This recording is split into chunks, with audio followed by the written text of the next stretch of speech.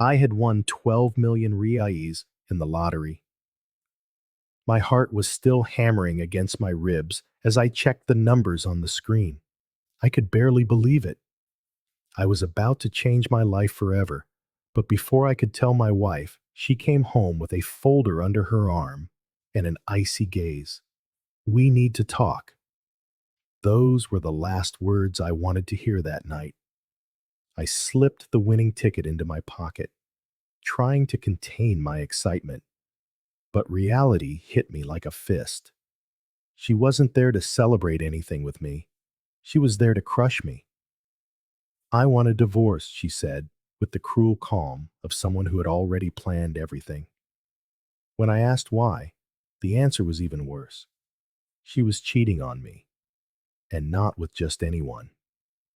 It was with her boss, a married, powerful man who promised her everything I had never managed to provide. A marriage of years dissolved in seconds. I signed the papers with a bitter smile, without saying a single word about the prize tucked away in my pocket. While she spoke of freedom and new dreams, all I could think about was how fate had chosen the perfect day to reveal her true colors. But there was one terrifying detail. In Brazil, no matter when the divorce happens, the law guarantees that the wife is still entitled to half of any lottery prize, half of my fortune, half of my freedom. And faced with that, I knew I had to act fast, very fast. My name is Ricardo. I'm 39 years old, and I always believed my marriage was solid. We were childless by choice, as I'd had a vasectomy early on, and I thought we had built a comfortable, if simple, life together. But I discovered that simplicity was never enough for her. When my wife, Mariana, asked for a divorce, I couldn't have imagined she was already in another relationship. Worse, with her boss. The messages I found later made it clear. They called me a failure, mediocre, and laughed at me behind my back. What she didn't know was that in that very same week, I had become a millionaire, a prize capable of changing my entire life. But when I consulted my lawyer, the blow came. Yes, even after the divorce, Brazilian law would guarantee her half of that money. It was then that I made the most radical decision of my life. I waited for the divorce to be signed, ensured she left with only her share of what we had built together, and then I began my true plan for revenge. Before I tell you how I managed to turn the tables and disappear with my fortune, comment below what city or country you're watching this story from. Subscribe to the channel to become part of our family and not miss the next twists.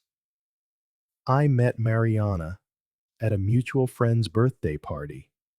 She had this expansive energy that could light up any room, and I, being more reserved, was swept away by it. Soon, we were together, dreaming of a life for two, and we quickly decided we didn't want children.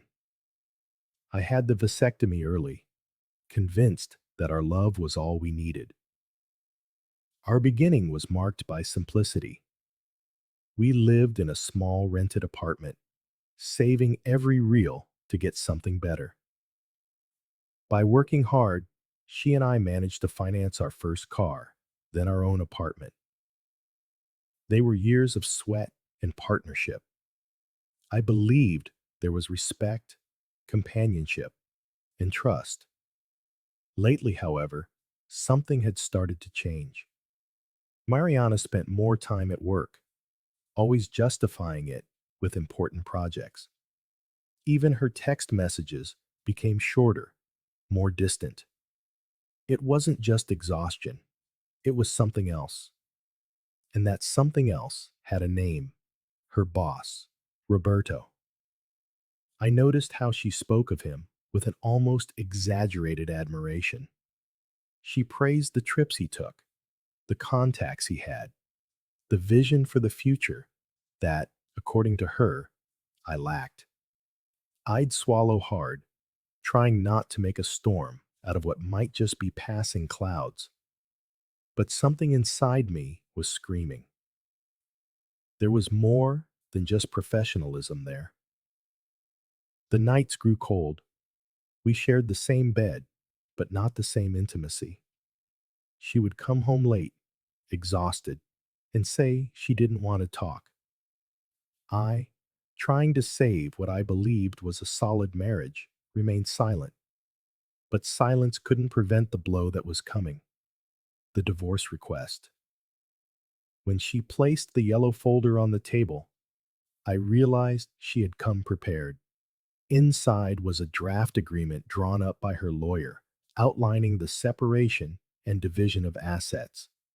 They weren't official papers yet, but the message was clear. She had already made her decision and was just waiting for me to sign so we could make it official at the notary's office. My serene reaction seemed to make her uncomfortable. She had expected tears, pleas, perhaps a desperate request for her to stay. But I just handed the pen back and said, "If this is what you want, then it's decided." I signed that draft without arguing, not because of its contents, but to show that I would not debase myself. Mariana frowned as if she didn't understand. "You're not going to react? You're just going to accept it this easily, after so many years?" Her eyes searched for some sign of pain in me, some proof that she still held power over my life. But I had already understood that her love no longer existed. I took a deep breath and answered with a calm that disarmed her. "You had already made your decision when you took another man to our bed. Did you expect me to cry? To grovel? No. You didn't even respect the history we had. The least I can do now is not humiliate myself in front of someone who showed me no consideration." She fell silent, swallowing hard, never imagining that my coldness was just the beginning of what was to come. The next day, I scheduled an appointment with Dr. Sergio, my trusted lawyer. I handed him the yellow folder with the draft Mariana had brought. He leafed through it calmly, adjusting his glasses, while I tried to appear indifferent. Inside, my stomach was churning. I just wanted to confirm that everything was in order to end this farce once and for all. Division of the apartment, the paid-off car, the balance of the joint account. "Nothing out of the ordinary," he said, turning the pages. I nodded silently, waiting to hear the words I most wanted to hear. "Everything is okay." But instead, he closed the folder, looked at me, and asked the question I dreaded. "Ricardo, are there any other assets not listed here?" My heart pounded. I hesitated, but then I let it out. "Last night, I found out I won the lottery. 12 million rays." The lawyer was silent for a few seconds, incredulous. "Congratulations. But you understand the problem with that, don't you?" I frowned, confused. "Problem?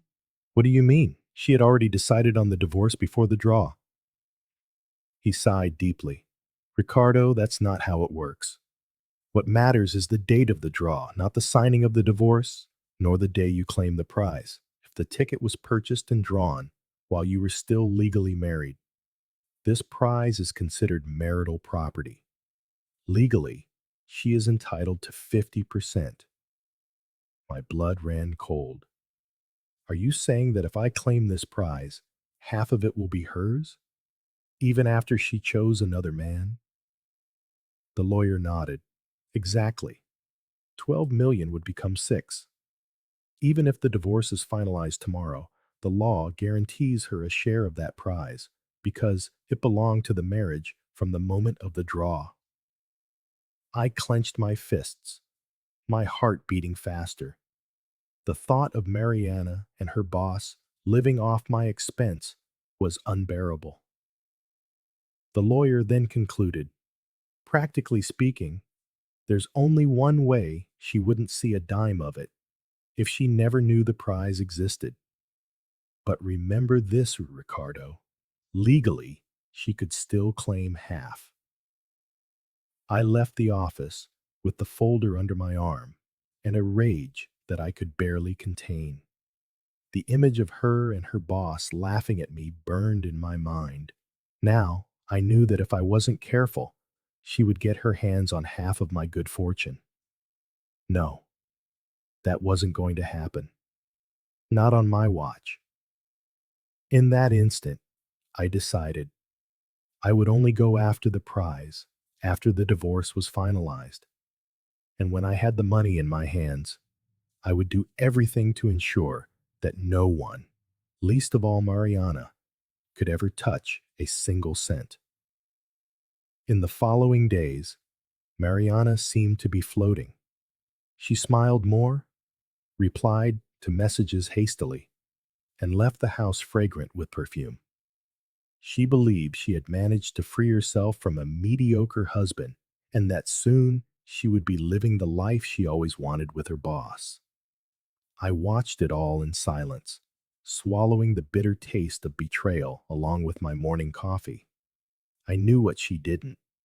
There were 12 million reais in my future, but until the divorce was finalized, any false move could cost me half of it. So, I feigned indifference. I signed papers, answered in monosyllables, and let her believe I was defeated. You're accepting all of this way too easily, she said one day, frowning. This isn't like you. Are you hiding something? I wanted to laugh. Hiding something? Yes, I was hiding a fortune that would never touch her hands. But I just looked up and said, after everything you've done, do you really think I owe you an explanation? I'm just closing the door. I saw a flicker of discomfort in her eyes, as if her mask had cracked for a second. But she quickly lifted her chin again, haughty. Great. That makes it easier for both of us. She believed she was in control, and I let her. Silence was my trap. The more I stayed quiet, the more certain she was that she was winning. And the more she believed that, the more time I gained to prepare my countermove. There was no rush to expose anything now. The right moment would come, and when it did, it would be final. Little did she know that when the divorce was finally registered, I wouldn't just be a defeated ex-husband, but a millionaire ready to disappear with everything. The day of the signing arrived. We sat across from each other at the notary's table, each with our lawyer. The yellow folder had now transformed into an official agreement. I remained calm, while Mariana wore a victorious smile. For her, this was the end of our story. For me, it was just the opening of the next chapter. The agreement stipulated the sale of the car, with the value split 50-50. I agreed without question. As for the mortgage department, I suggested she keep the property and buy out my share at market value. I wanted no ties to that place. Mariana just nodded, certain she was getting the better deal. The balance in our joint account was also divided meticulously, down to the last cent. The notary asked if we were in agreement, and I confirmed immediately.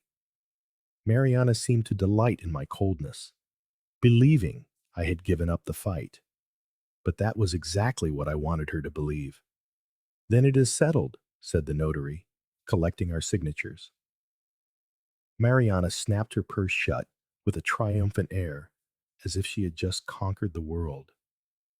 I simply stood up, adjusted my jacket, and said goodbye with a restrained smile. There was no resentment on my face, only a calm that unsettled her even more. When I walked out of that office, I took a deep breath. I was free. Officially, she had no connection to me beyond the past. And that was exactly what I needed to take the next step. While she was dreaming of trips with her boss, I already knew my first destination, the bank. With the divorce signed and every penny divided, I was ready to claim the 12 million that would change everything and ensure Mariana would never touch a single reel of it.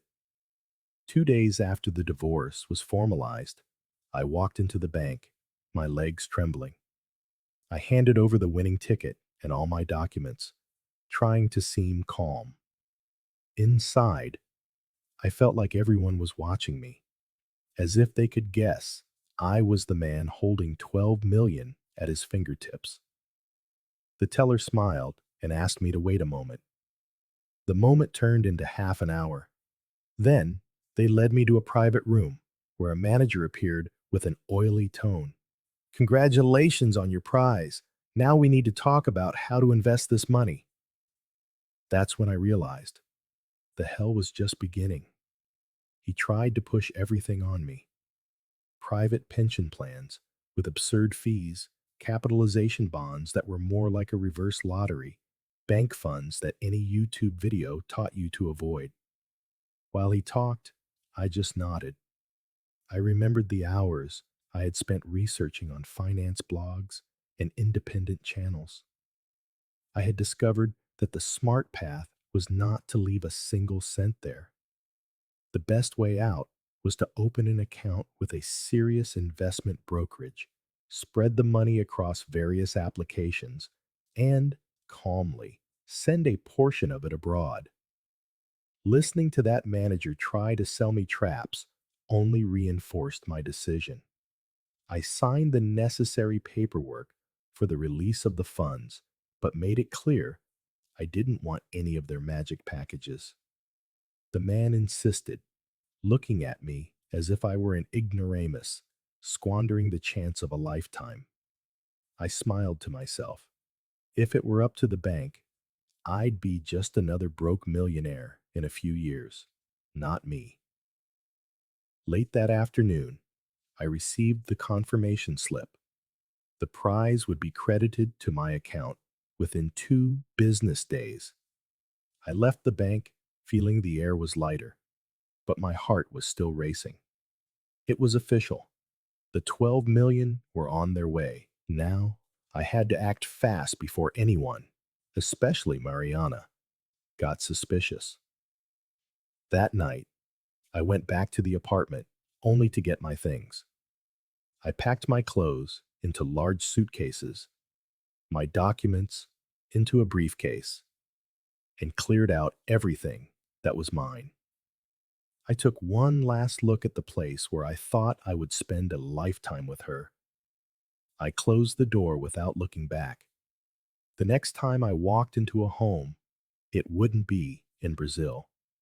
And by the time Mariana found out I had vanished, it would be far too late. 2 days later, the money landed in my account. 12 million. I had never seen so many zeros in one place, nor had I ever imagined I would one day call them mine.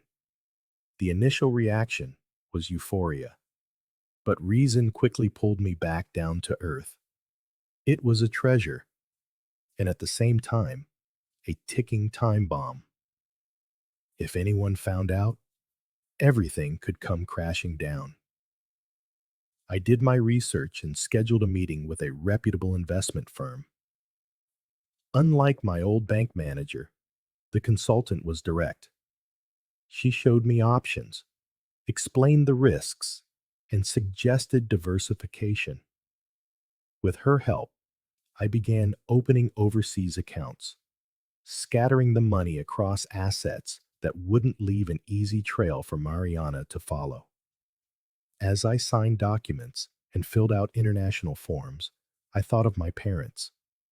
My father was already retired, My mother had health problems, and my two brothers, busy with their own families, barely spoke to me.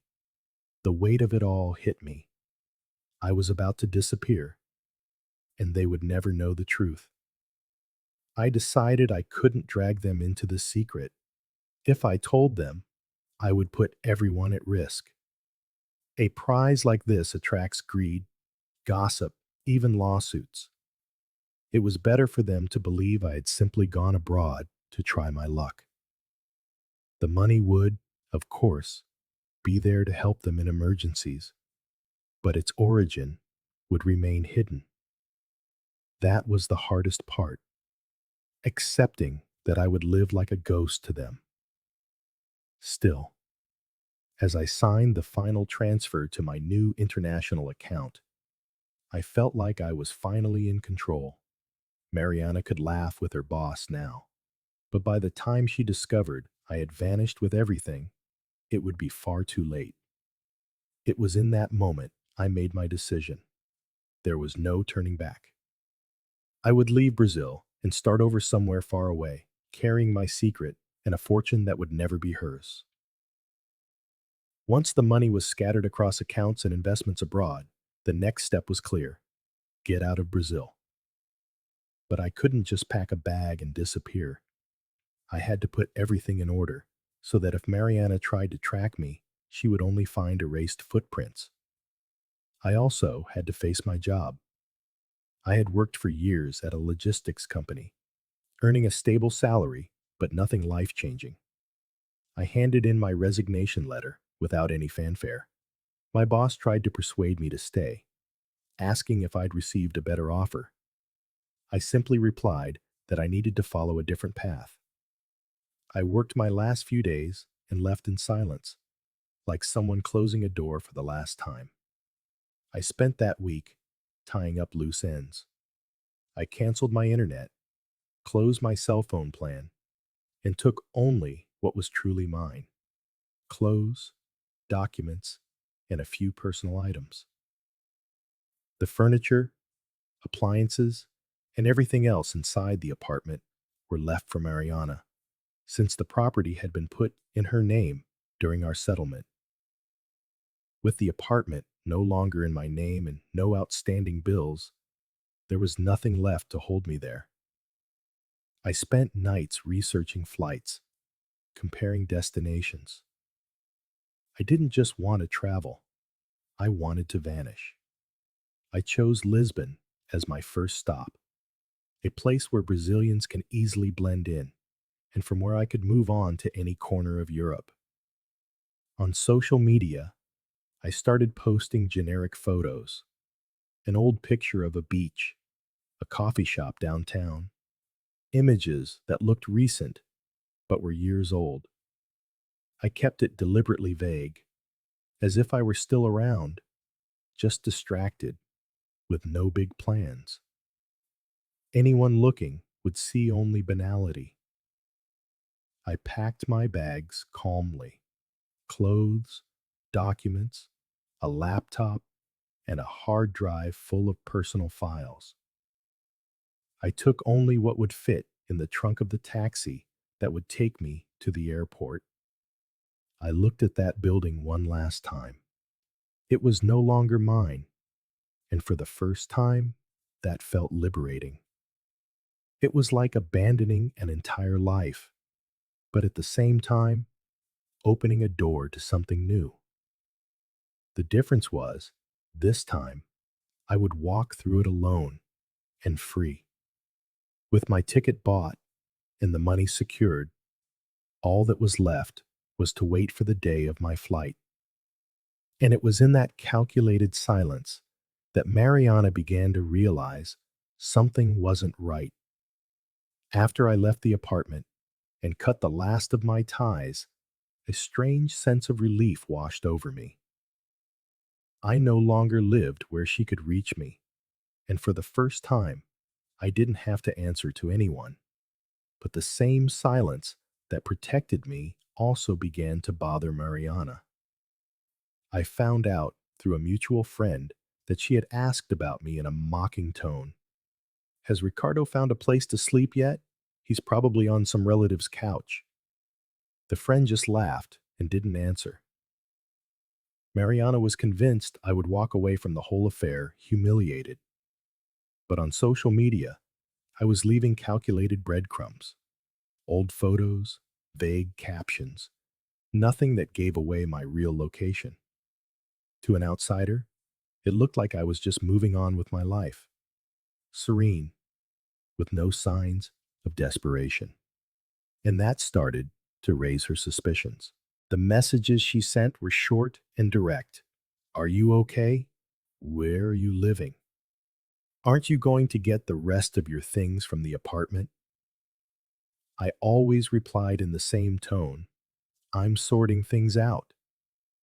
No clues beyond that. Each blunt response was a reminder that she no longer had any power over me. Later, I heard from an acquaintance at her company that even her boss was starting to find my silence strange. After all, what man accepts losing his marriage and part of his assets only to walk away without a fight? That comment made the rounds, and when it got back to me, I realized my silence was doing more damage than any argument ever could. Mariana didn't know it, but that silence was hiding 12 million rays. And the more she insisted on knowing where I was, the more certain I became that her mask would soon slip. The first week, outside Brazil, was a mixture of relief and wonder. Lisbon smelled of strong coffee and was paved with stone streets that seemed to hold centuries of stories. Walking anonymously among tourists gave me an almost childlike sense of freedom. For the first time in years, no one was pointing at me, no one was making demands, and no one was reminding me of my failure. I had rented a small, furnished apartment, paid for in euros directly from my overseas account. It wasn't luxurious, but it was all I needed. In the mornings, I explored the city. In the afternoons, I read about investments and consulted with my advisor from the firm. This simple life, without Mariana, was already richer than any promise she had ever made to her boss. Despite being in Lisbon, I was still using the same WhatsApp with my Brazilian number. I didn't even need the SIM card to be active, just a Wi-Fi connection. And that's how the notification came through, from a name I knew all too well, Mariana. My first instinct was to ignore it, but curiosity won. The message was short. I heard you left your job. I need to talk to you about your severance pay. You know I'm entitled to half. My blood ran cold, not because of the money, but because of the audacity. She had no idea about the hidden fortune, yet she was already reaching for the little that was left. She added, my lawyer has already spoken to yours. I found out you're not in Brazil anymore. What are you up to, Ricardo? My heart pounded. So, they had noticed my absence. My silence was starting to bother them more than any fight. I smiled to myself. She was chasing after pennies while I was walking the streets of another country, the owner of a fortune she would never touch. But the message made one thing clear. Mariana wouldn't give up easily. And the more she tried to pull on that rope, the more she would discover she was only pulling on empty air. I knew, sooner or later, she would realize she had lost far more than just my severance pay. It didn't take long for Mariana to change her tactics. When she realized my WhatsApp replies were curt and offered no clues, she started to attack on another flank, my family. First, she called my mother, faking concern. He's disappeared. He won't tell me anything.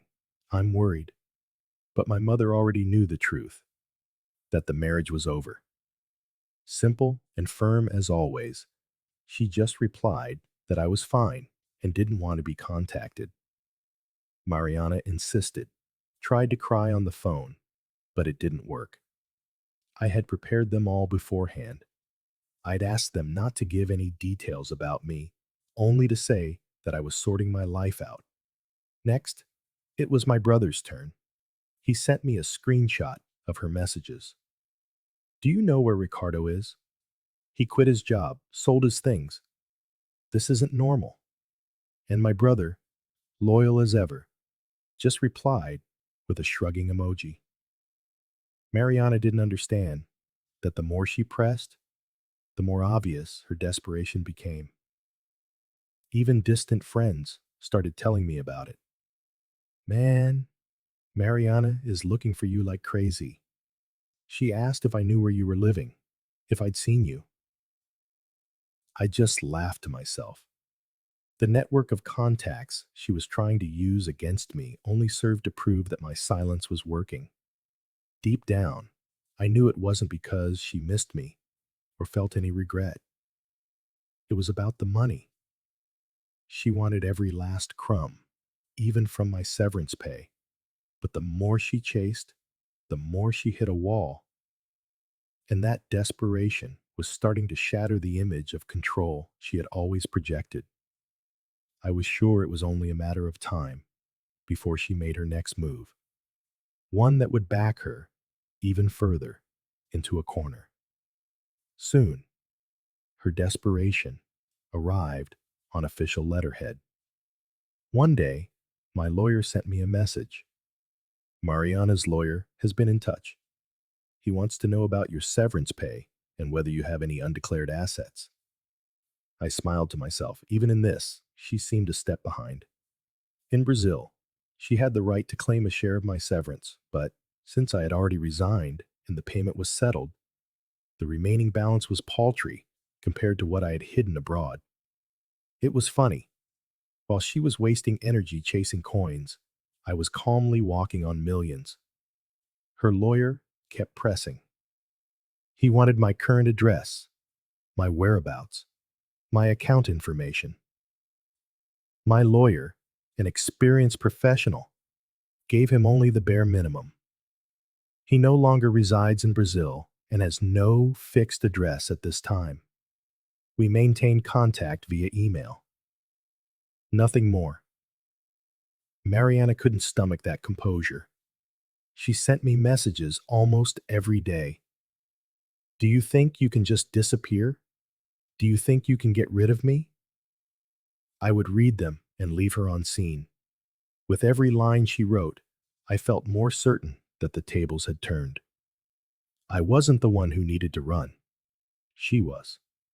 Her legal siege went nowhere because, without an address and with no assets in my name in Brazil, there was no way to enforce anything. With each failed attempt, she became more exposed, more desperate, more ridiculous. And I just watched from afar, in silence, living a life she could never touch. But I knew that, sooner or later, Mariana wouldn't be satisfied with lawyers.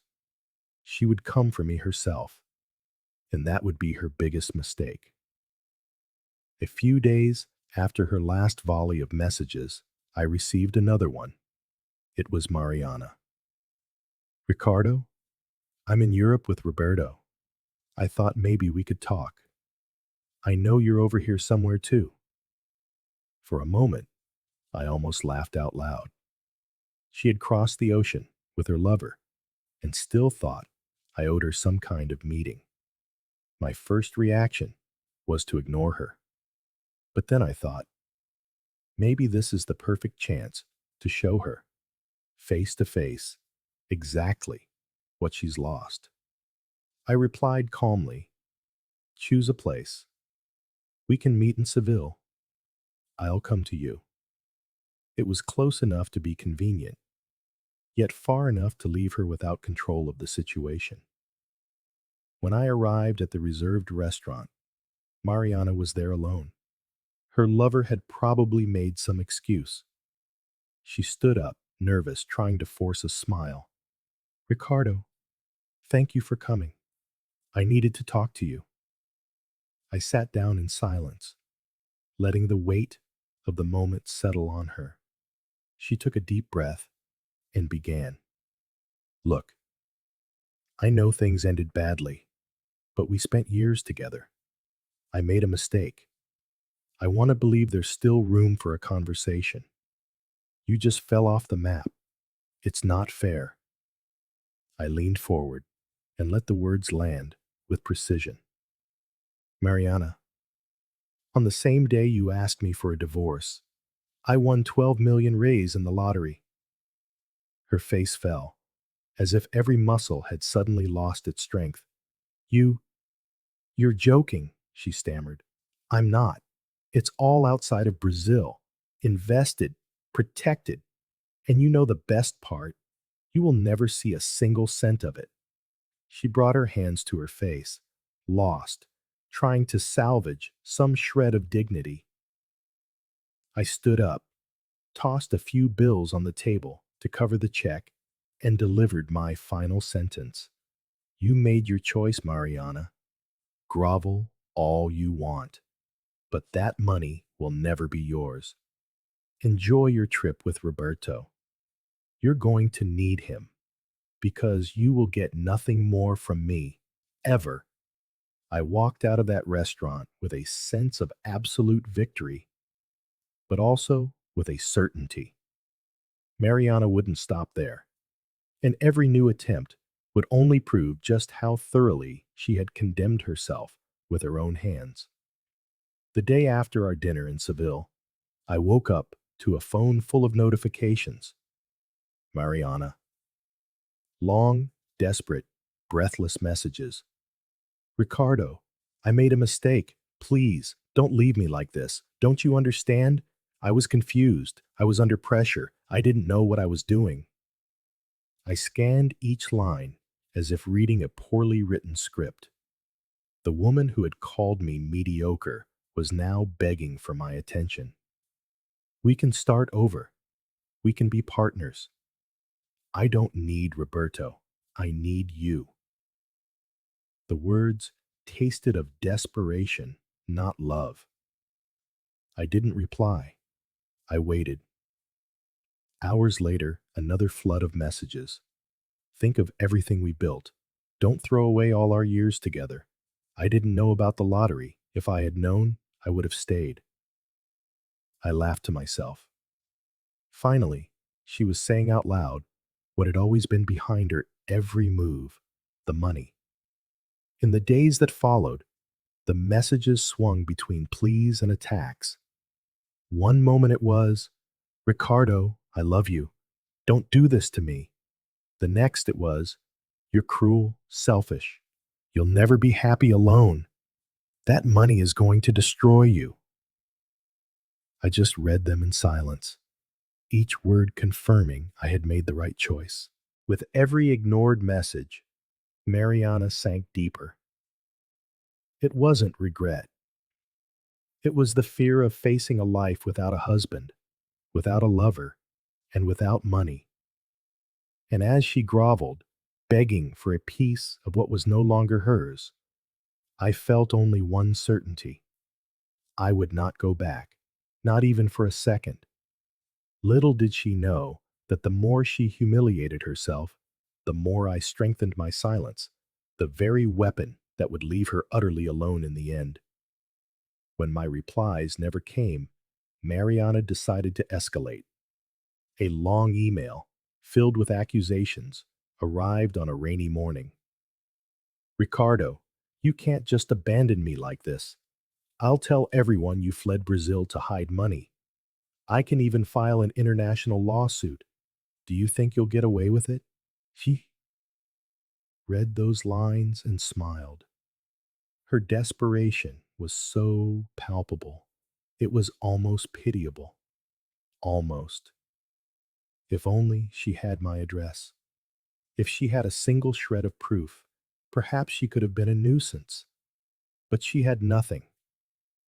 Only screams into the void, trying to scratch me from a distance. Days later, A mutual friend sent me a message. Hey man, Mariana is spreading rumors that you ran off with dirty money, that you're in hiding because you're into something shady. I laughed to myself again. Anyone who truly knew me knew I had nothing to hide, and anyone who believed her only confirmed the ridiculous person she had become. The peak of her desperation came when she tried to video call me on WhatsApp. I answered out of sheer curiosity. On the other side of the screen was Mariana, her face gaunt, her makeup smeared, her voice trembling. Ricardo, please, I'll do anything. Just don't leave me with nothing. I'll crawl, I'll beg. I took a deep breath and spoke for the first time in weeks. Mariana, you've already lost. There's no point in screaming, crying, or making things up. You chose this path. Now you have to live with it. I am never coming back. And I ended the call before she could reply. That call was the last time I ever heard her voice. And in that instant, I knew the cycle was finally closed. All that remained was to write the final chapter of our story. Looking back now, I see that I lost nothing. What I had with Mariana wasn't love, it was dependency. I was a springboard and nothing more. When she thought she had found someone better, she jumped without a second glance. She just didn't count on the fact that, in her leap, she would let slip the only chance at security she would ever have. Roberto, the great savior who promised her trips and stability, was the first one to bail when he realized just how desperate she was. He wanted fun, not problems. He left her alone in the middle of a trip, discarding her like something that was no longer amusing. And destiny, it seems, was just. She was left with no husband, no lover, no job, and no future. Meanwhile, I am living the life I always dreamed of, free, distant, without chains, building a path that is entirely my own. I no longer need to prove anything to anyone, least of all to her. Sometimes people ask if I wasn't too cruel, but then I think of her words. I've already wasted too much time on a mediocre man like you. And I remember that no, I wasn't cruel.